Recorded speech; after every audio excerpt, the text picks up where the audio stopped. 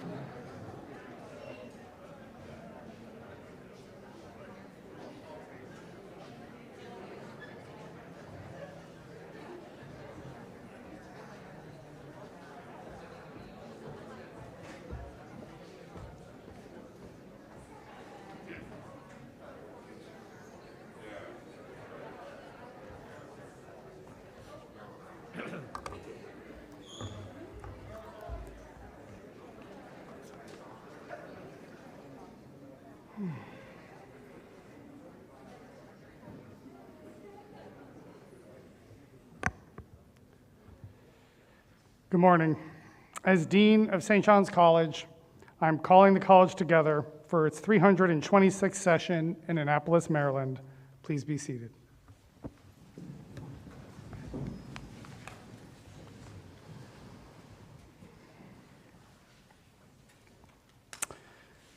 I want to make a few comments before we begin. First, just to say the obvious, how wonderful it is that we're able to welcome all of our new students, undergraduates and graduate institute students to the college in person for our fall session. It's really a pleasure. And then, of course, to see and welcome back all of our upperclassmen who I so much appreciate having come to welcome our new students as well. So it's a good start to a new time for the college. A couple other remarks I'll make. One, the Associate Dean and Ms. Langston and I will be jointly and alternately fulfilling the roles of the president in this interim period. So she will be greeting the undergraduates as I read their names, and I will greet the graduate institutes as she reads their names. And I'm very pleased to say that Ms. Langston will be giving the president's convocation address. So I want to express my thanks for her for that now. One more thing I think is worth noting. This is our first semester with our low residency graduate institute program. So the convocation ceremony is being streamed, and we have our low residency graduate institute students joining us, watching, and we will be reading their names, but they won't be present across the stage. So I just want to make you aware of that so that you can recognize their presence, at least, virtually, as they join with us to embark on their liberal education as part of our community. So, in a moment, we will begin our exercises today with our freshman class, the class of 2025. Each will come forward and sign the college register with the registrar and receive a gift, Euclid's Elements, from the assistant dean. These gifts have been offered by members of St. John's College Alumni Association and the Dean's Office. I ask, too, that as each student crosses the stage, you withhold your enthusiasm and applause until the end. There will be time for a more vocal welcome at the close of the ceremony.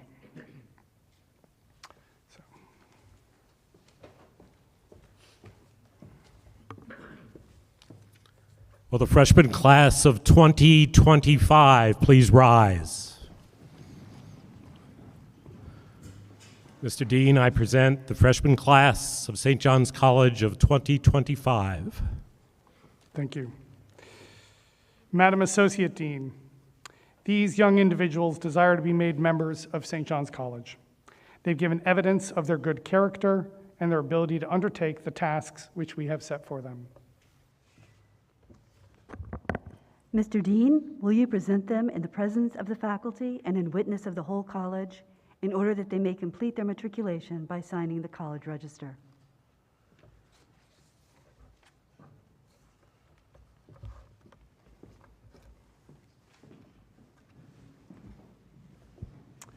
Warsame Hussein Abdi, Nottingham, Maryland.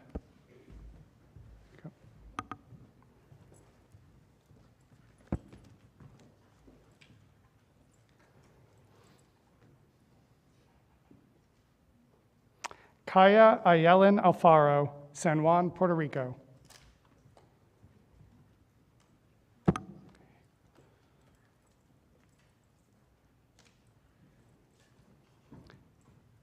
Muliha Zera Anthony, Albertus, Pennsylvania.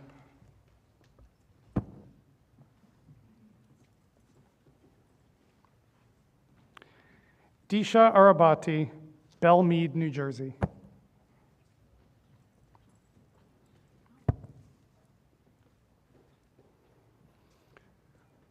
Riley Elizabeth Bain, Forest Lake, Minnesota.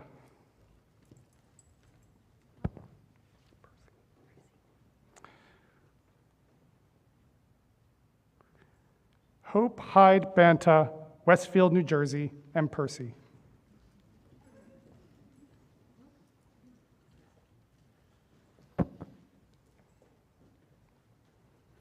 Solomon Walker Barish, Berkeley, California.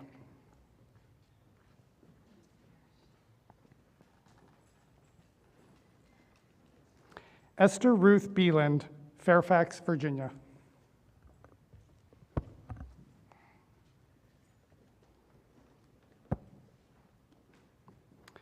Geffen Daniel Ben David, Tacoma Park, Maryland.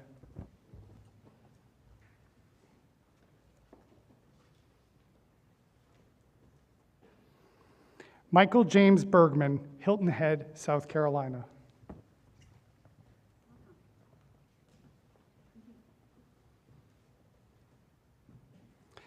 Cecilia Juliette Bernard, Stanton, Virginia.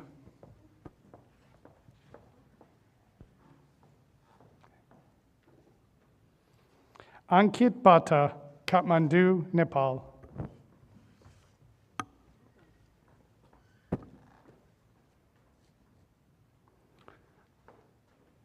Holland Biss, Charlottesville, Virginia.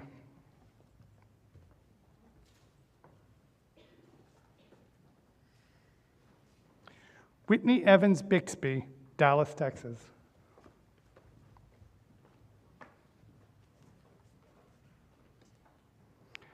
Alexander Steve Bobbin, Wethersfield, Connecticut.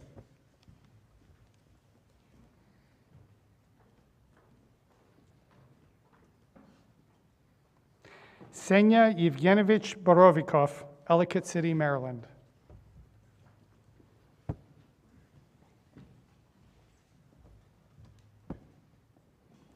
Bryn Catherine Boydston, Bellingham, Washington.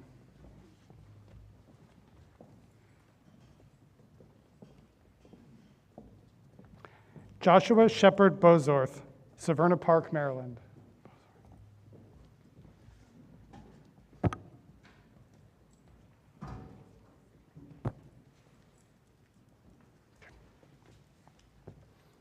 Zara Mira Brandt, Santa Cruz, California.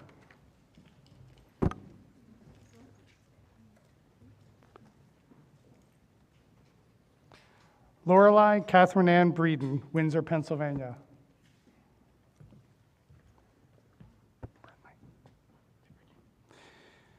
Will Brindley, Ocean Park, Washington.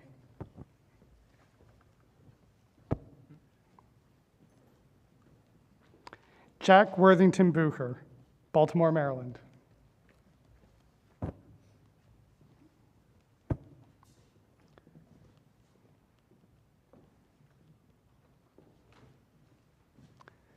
Cece Ariel Kaliz, Rockville, Maryland.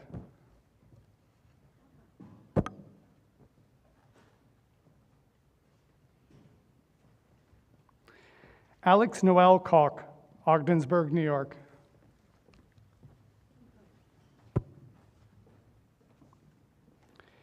Xingye Kao, Tokyo, Japan.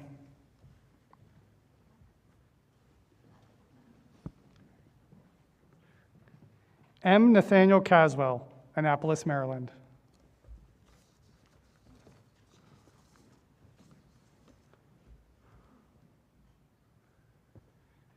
Donga Cha, Suwon, Gyeonggi, South Korea.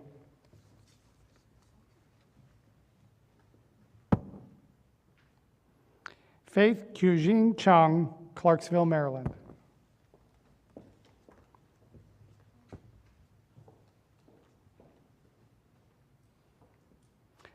Emma Frances Cunningham Bradshaw, Dar es Salaam, Tanzania.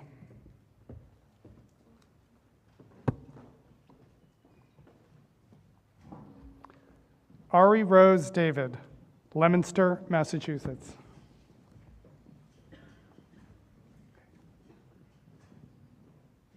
Daniel Dung, Grayson, Georgia.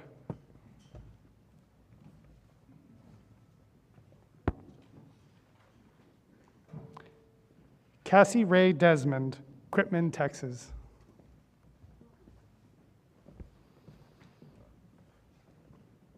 Harrison Cooper DeWalt, Fogelsville, Pennsylvania.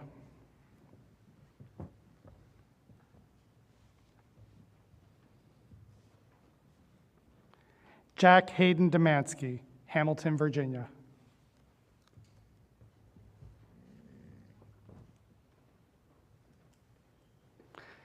Fiona Grace Dorward, Dallas, Texas.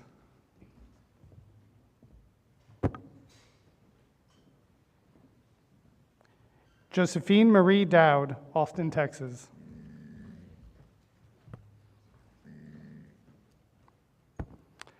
Catalina Beatriz Duenas, Long Beach, New York.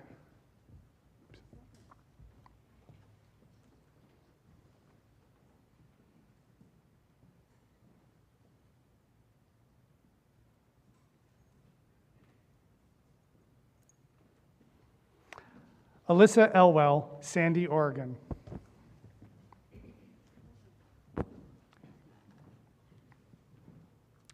Colleen Elizabeth Faber, Reserve, Louisiana.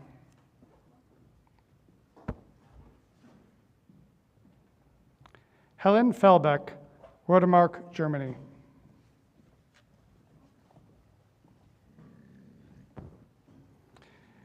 Gabriel Michael Fernandez Ramsey, Oxnard, California. Era William Foster, Puyallup, Washington.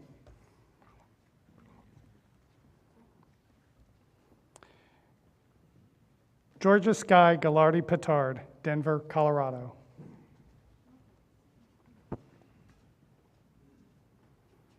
Amado Christopher Garcia, Gresham, Oregon.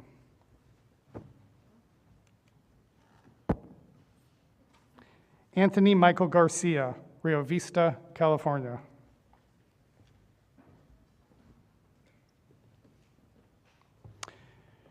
Niovi Genadou, Athens, Greece.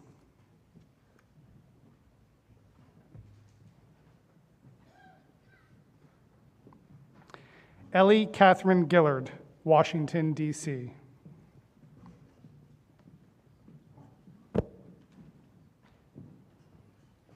Georgia Simone Green, Portland, Oregon.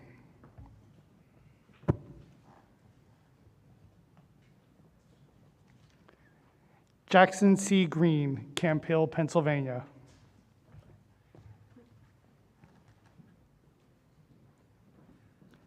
Catherine Elizabeth Greer, Akron, Ohio.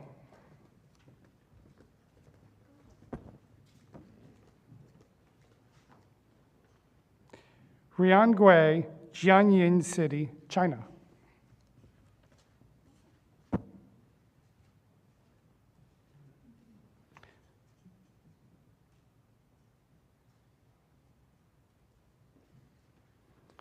Fiona, excuse me, Fiona St. Lawrence Lee, Guinness, Blue Hill, Maine.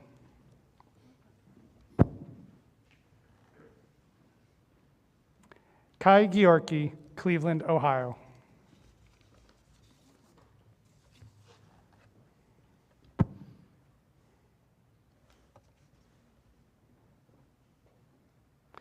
Ephraim Asefa Habta, Addis Ababa, Ethiopia.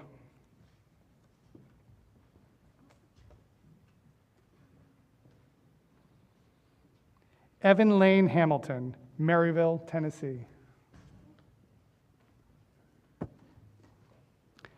Tyson Gray Hammer, Boca Raton, Florida.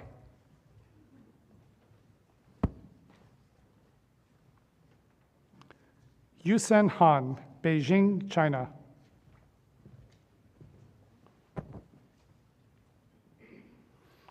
Emily Madison Hart, New Braunfels, Texas.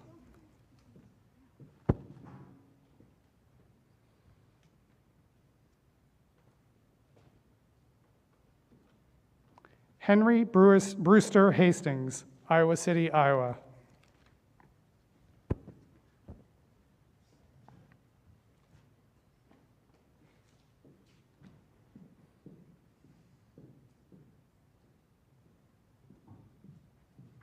Rachel Priel Hauben, Drexel Hill, Pennsylvania.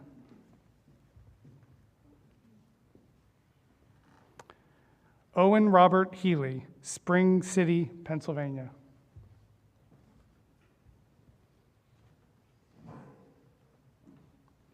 Madeline Sarah Heller, Midlothian, Virginia.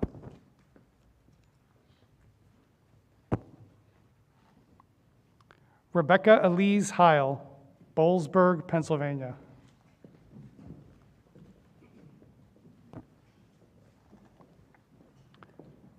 John Huang Hollowed, Chicago, Illinois.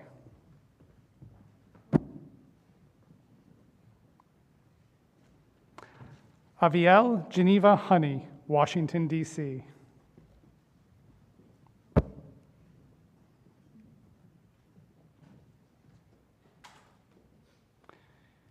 Jack Vincent Huntley, Lake Forest Park, Washington.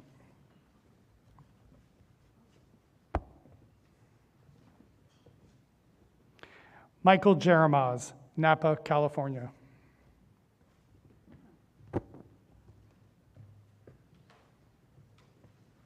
Naraya Johnson, Homagama, Sri Lanka.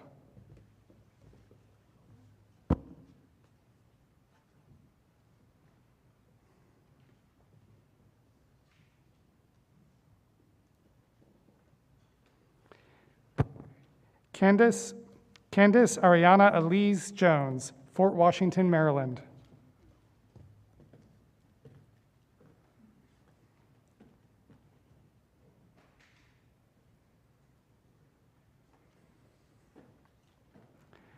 Colin Michael Jostler, Westlake, Ohio.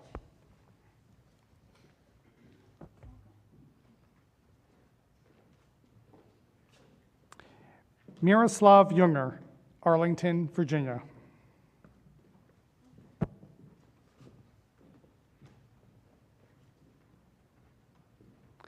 Jordan Kameyer, Great Barrington, Massachusetts.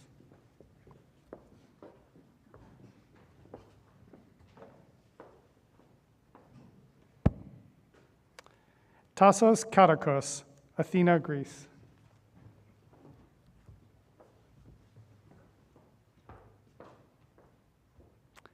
Benjamin Kay, New York City, New York.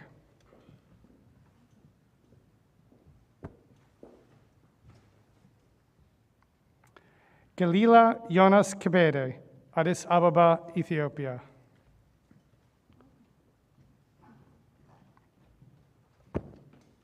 Justin Lee Kelly, Leesburg, Virginia.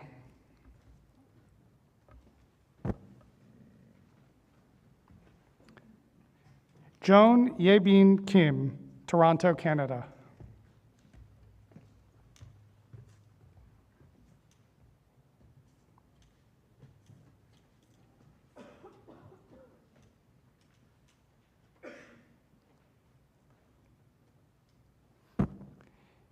Yejin Kim, Busan, South Korea.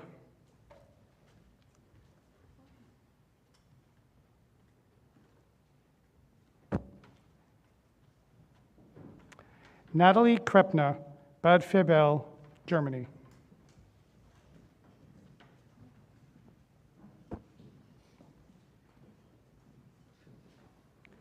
Sarah Grace Lawrence, Beaufort, South Carolina.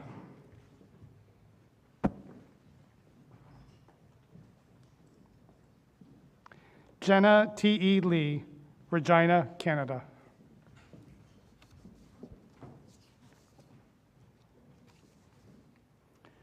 Liana Lee, Brea, California.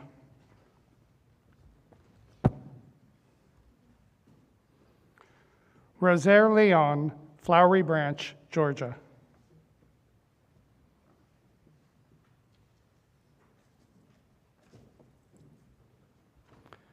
Corey Liu, Honolulu, Hawaii.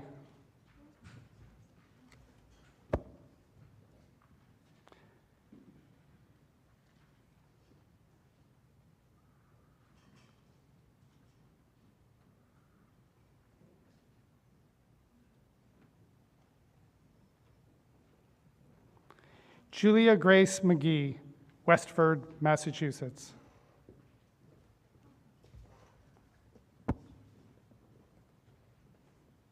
Tariq Mahmoud, Durwood, Maryland.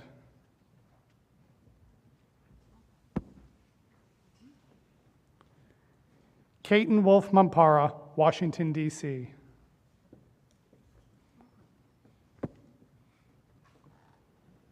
Lucas Henry Markovitz, Ardmore, Pennsylvania.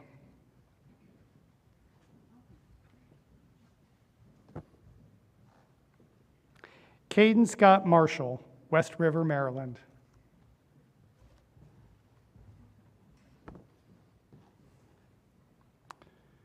Margaret Emma McConnell, St. Thomas, Virgin Islands.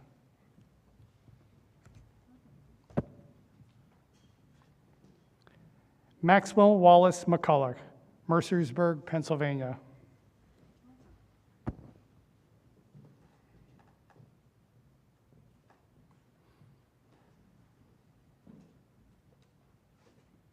Evan Michael McMullen, Arnold, Maryland.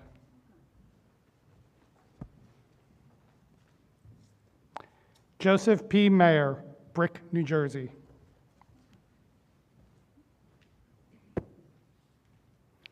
Oscar James Miller, Pennacook, New Hampshire.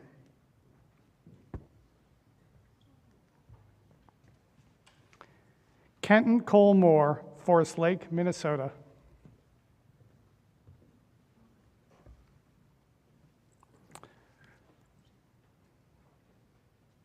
Lucy Beatrice Mundell, Seattle, Washington.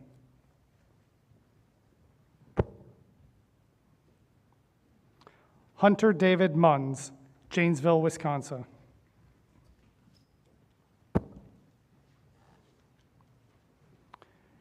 Noah Matthew Navarro, Jersey City, New Jersey.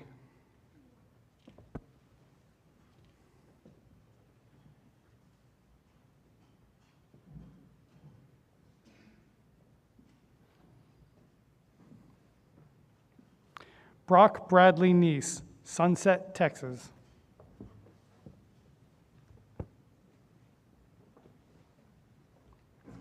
Elad Andrew Nichols Kaufman, Indianapolis, Indiana.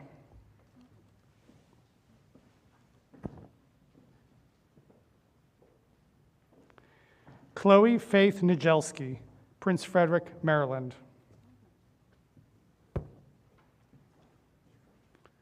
Zoe Elise Nurnberg, Granger, Indiana.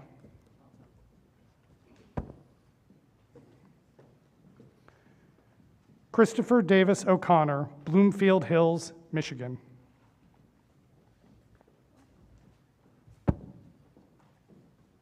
Magnus Davidson Oberg, Miami, Florida.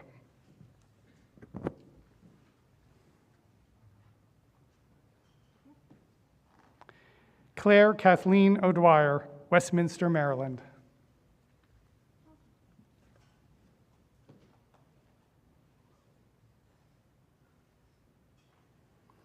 Isabel Ray Olavides, Antioch, California.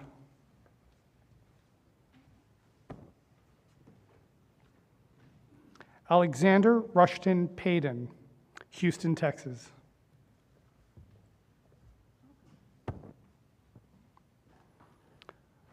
Adora Paun, Bucharest, Romania.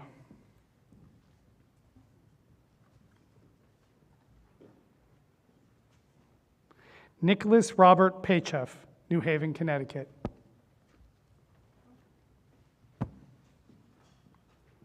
Tia Linda Peterson, San Diego, California.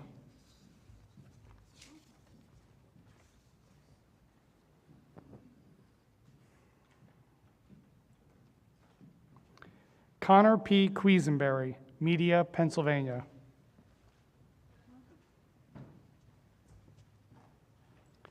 Peter Frank Quinn, Fort Worth, Texas.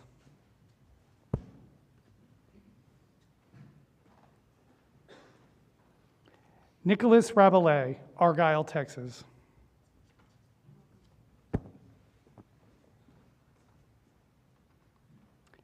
James Andrew Reher, St. Paul, Minnesota.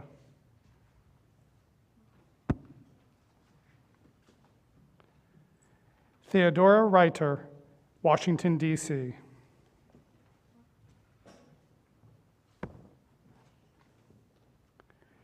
Domenica Remetkita,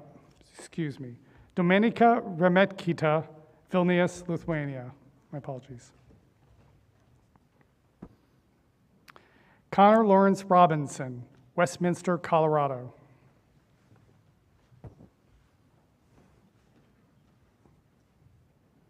Thomas Barlow Robinson, Homewood, Alabama.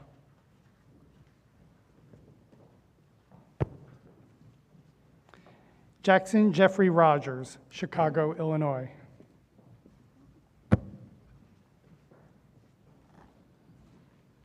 Ezra Harris Rosenberg, New Milford, Connecticut.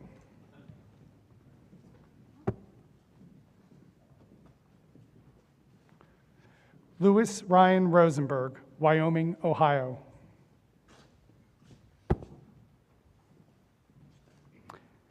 Tabitha Kelly Rutledge, Glendale, Arizona.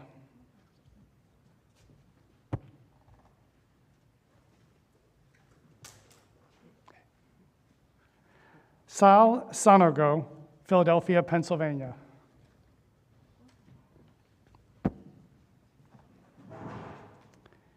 Devin Tyler Sexton, Denver, Colorado.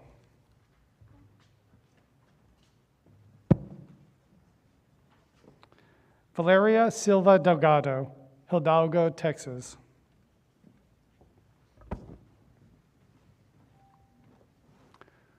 Franz Joseph Schmiel, Benicia, California.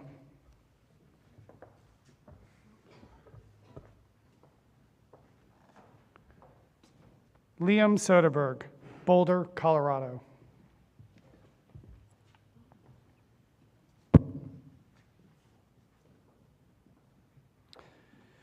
Lucila Adele Cioto, Van Nuys, California.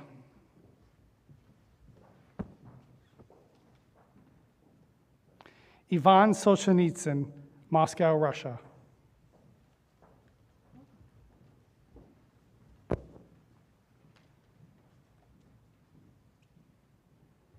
Sarah Chong Stewart, Holden, Maine.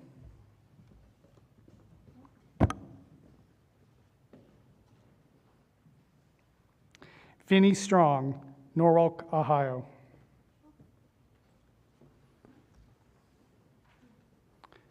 Sarah Jennifer Thayer, Columbus, Ohio.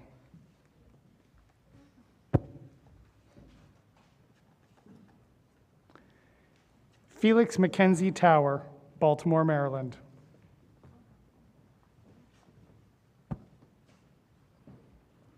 Isaac Jonathan Vale, Akron, Ohio.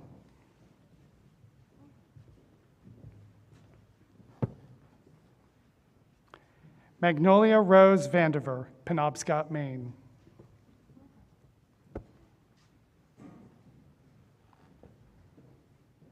Lucas Nectarius Walker, Roslindale, Massachusetts.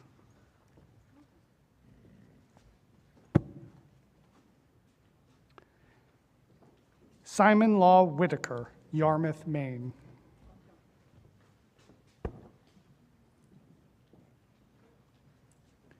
Sam Octavian Wickersham, Fayetteville, North Carolina.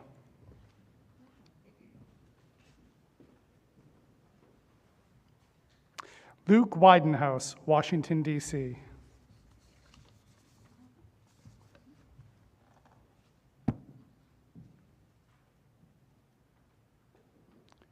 Reagan Noel Wiggins, Dallas, Texas.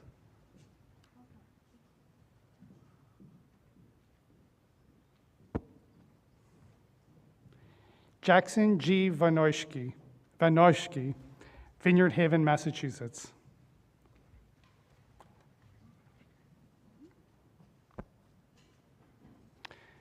Justinian Oberon Wright, Centerville, Virginia.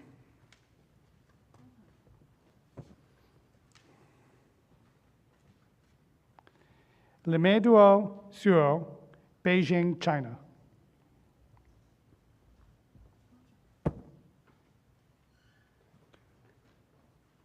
Reagan Seung Young, Kent, Washington.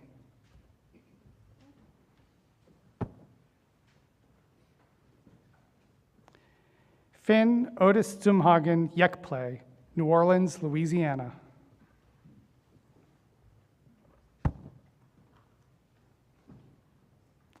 Lex Eves Ilatalo, Stamford, Connecticut.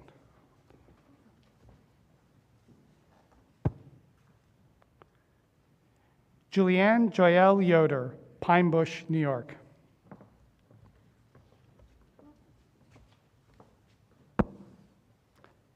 Xiao Young Yoon, Young-in, South Korea.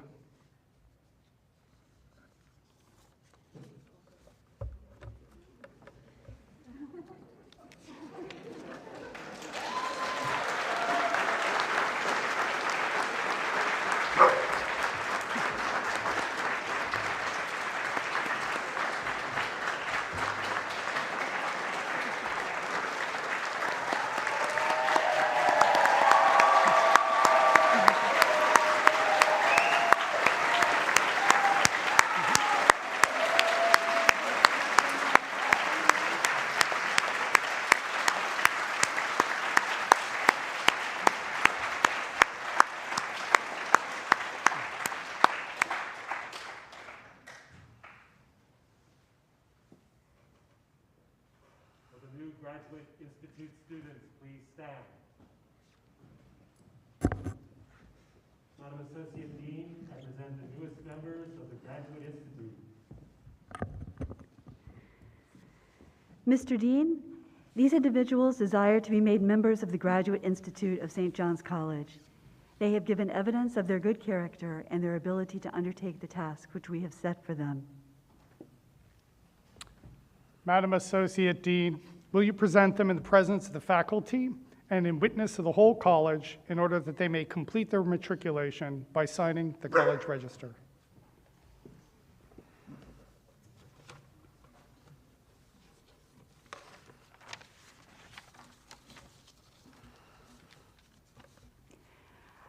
I want to remind you briefly that, again, some of the Graduate Institute students are going to be low residency, and so they are streaming this ceremony remotely, and others are unable to be here because they have work this morning. But I'm going to read all of the names since many of them are joining us. Mark Jason Acebo, Perth, Australia.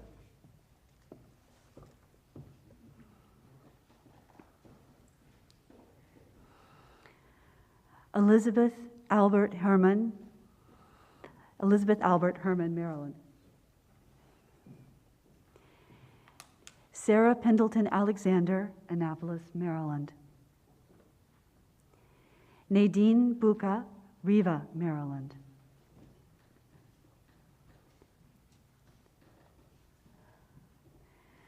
Jomanavi Chokar, Austell, Georgia.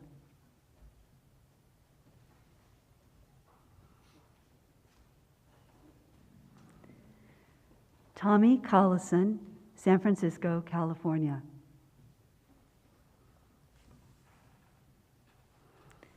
Michael Cowett, Kingston, Massachusetts. Benjamin Crocker, North Turramurra, Australia.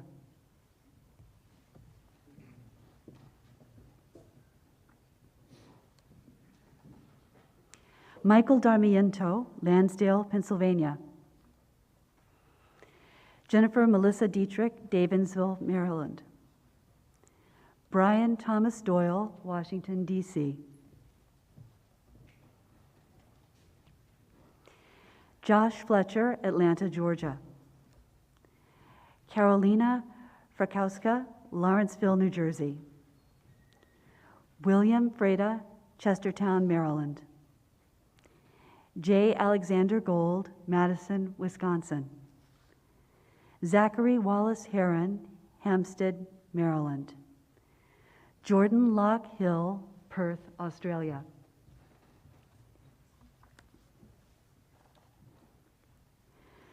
Marjorie Jane Inanna, Cortland, New York. Kyle Edward Kaufman, Annapolis, Maryland. Kiddis Kebede, Addis Ababa, Ethiopia. Bradley Keene, Bel Air, Maryland. Jordan Klein, Arnold, Maryland. Luis Alberto Perales, Arlington, Virginia.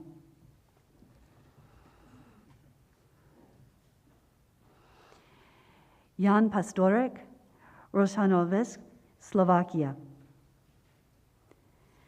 Benjamin Stewart Pershal, Severna Park, Maryland. Siobhan Autumn Peterson, Baltimore, Maryland. Carter Mears Pollard, Irvington, Virginia. Walker Wogorowski, Winnipeg, Manitoba, Canada. Casey Marie Siciliano, Fairfield, Ohio. Adam Toomey, Augusta, Georgia. Abdullah Wadud, Bethesda, Maryland. Raymond Whitney, Dayton, Maryland. Stephen Michael Whittle, Rockville, Maryland.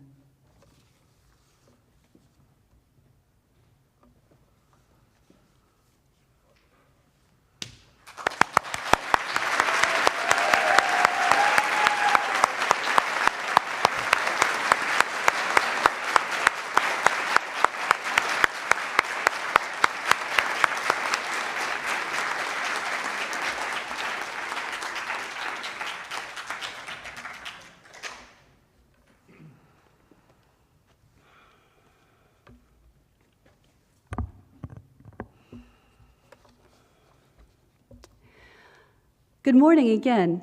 Good morning and welcome to new and returning students, families, friends, staff, and tutors, to those of you who are gathered here with us, and to those of you who are watching remotely.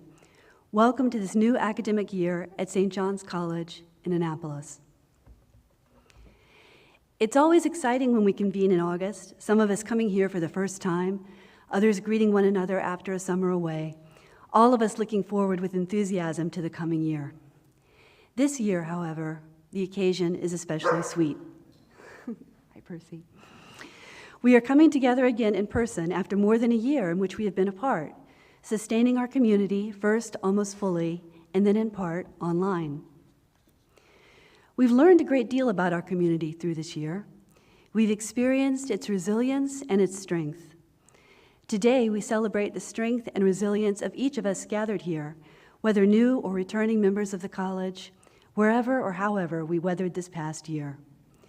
Enormous gratitude is due to everyone, faculty, staff, alumni, families, and especially to the new and continuing students, whose determination to continue in the face of everything has carried us through the past year and to this day. Thank you, all. The joy and gratitude that many of us feel today raises a question. Why should we, who claim to be devoted to the life of the mind, be so interested in coming together at all? After all, one could say there is something almost essentially solitary about intellectual life.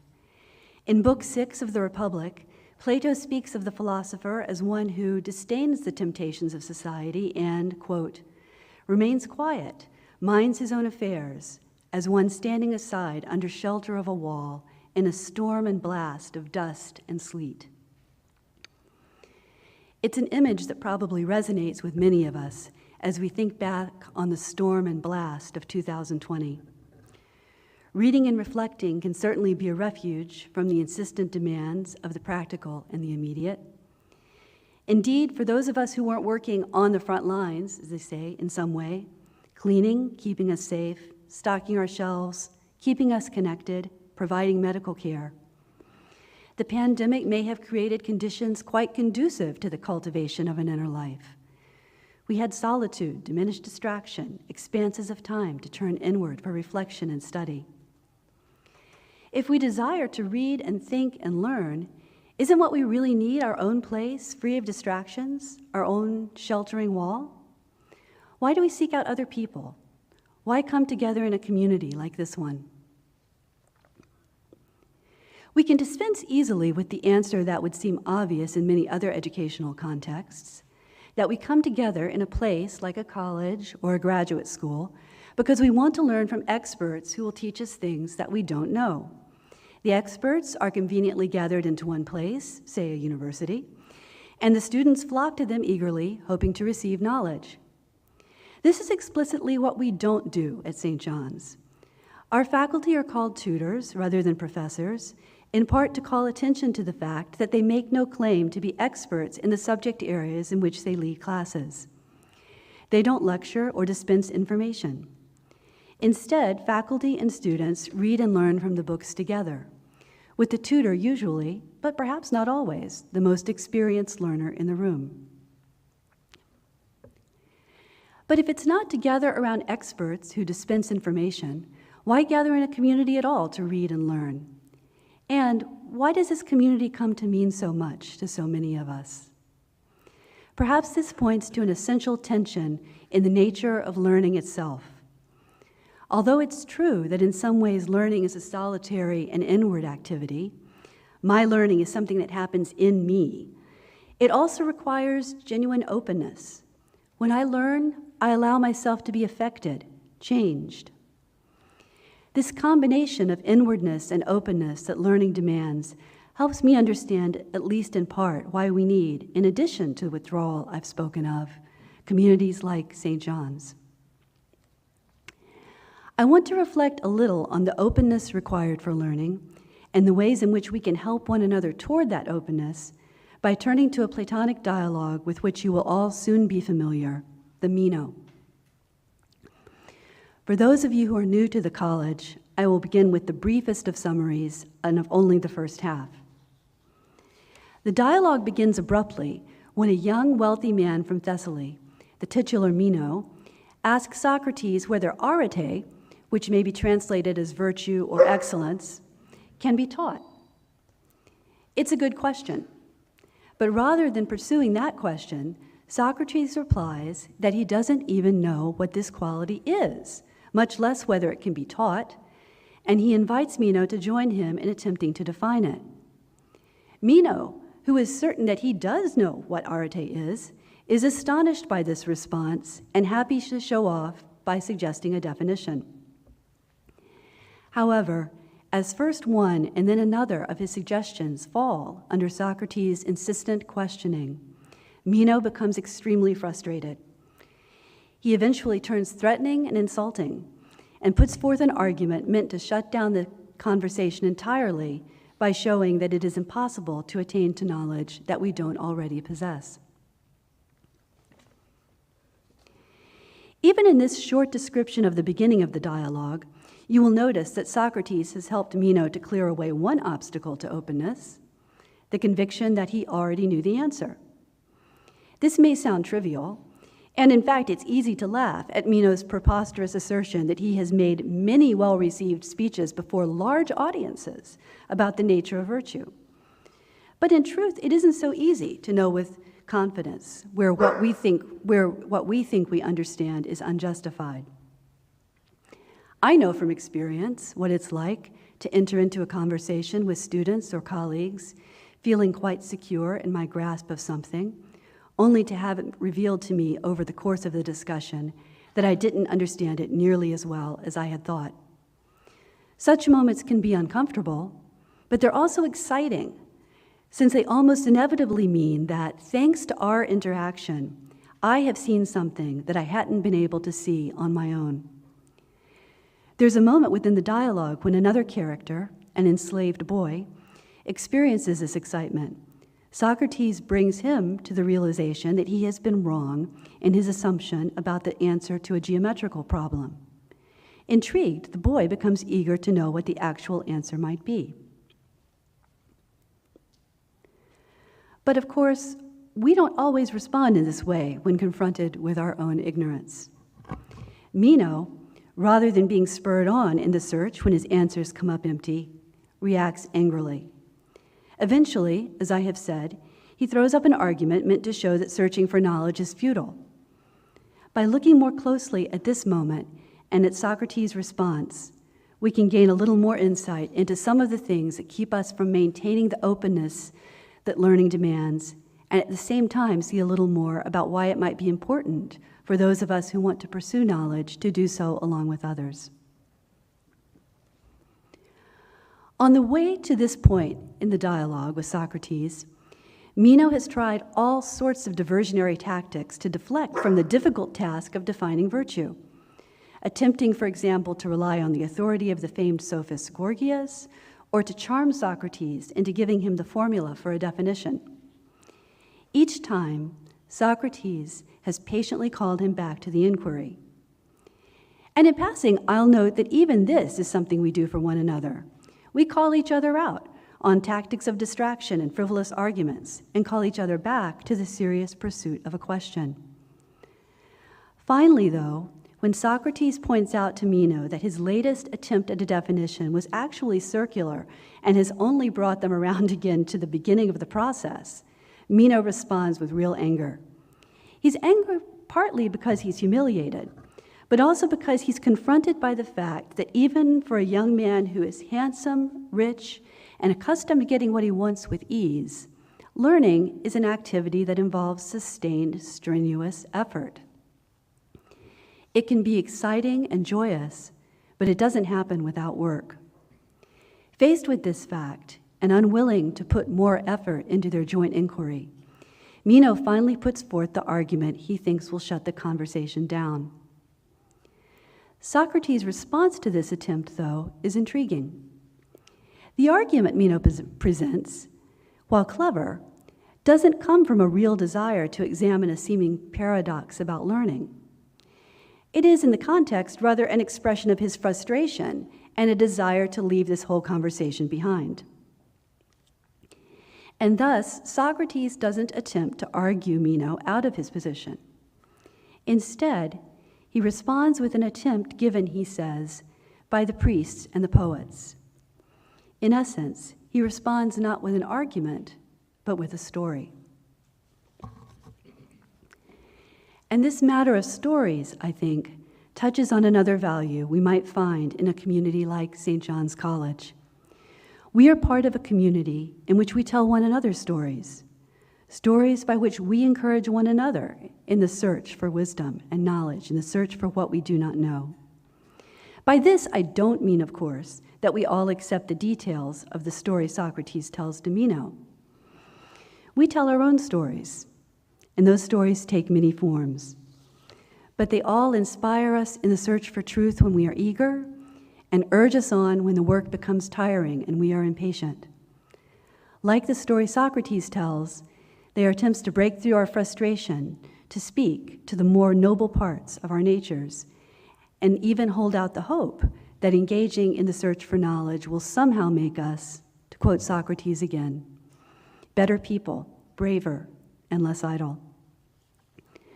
One of the wonderful aspects of this community is that, both inside and outside this classroom, such stories are constantly in the air.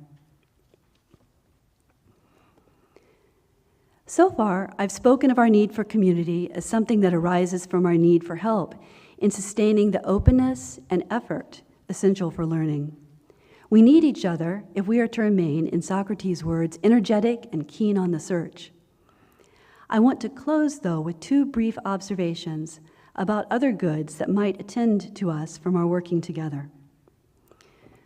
First, you will notice that I have been speaking about the importance for learning of having a sheltering wall, a place apart from the storm and blast that would distract us from our inquiries. One of the things we do for one another as a community is help one another maintain this space. As you listen to me, though, some of you might be wondering, what would this mean for your involvement in what is often called the real world? Most of us can't, and in my opinion shouldn't, completely withdraw from that world, which in addition to distraction certainly offers its own commitments and its own joys. However, I suspect that as you encourage one another in maintaining a space a little apart, engaging in inquiry together and encouraging one another, you will find as a sort of corollary that you have developed a new perspective on the competing claims of that real world. In fact, you can think more clearly about that insistent, clamoring world when you have created, through withdrawal, the possibility of moving between worlds. Second, and finally, in a true community of learning, our searching and our striving is a common activity. And remarkably, we find that what we are striving for is common as well. This is very much unlike our experience of striving for things in the real world. Questions, theorems, forms, the objects of the intellect, these are universally available. And unlike material goods, and for that matter, unlike power and reputation, they are not diminished by being shared. Phaedrus, in the Platonic dialogue that bears his name, famously says that the things of friends are common. One could spend a long time unpacking that statement, but certainly one upshot of it is that common intellectual inquiry is one of the most natural bases for friendship. So welcome. Welcome to this place in the midst of, but slightly apart from the world. Join us as we spur one another on, as we tell one another stories that encourage us to seek, and as we strive together as friends toward the things that remain common, even as they become more fully our own.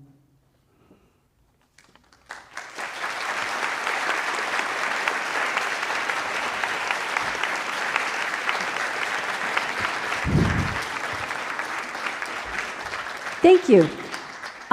I'd like to ask all the guests to remain in your places until the platform party, new students, and faculty have processed outside.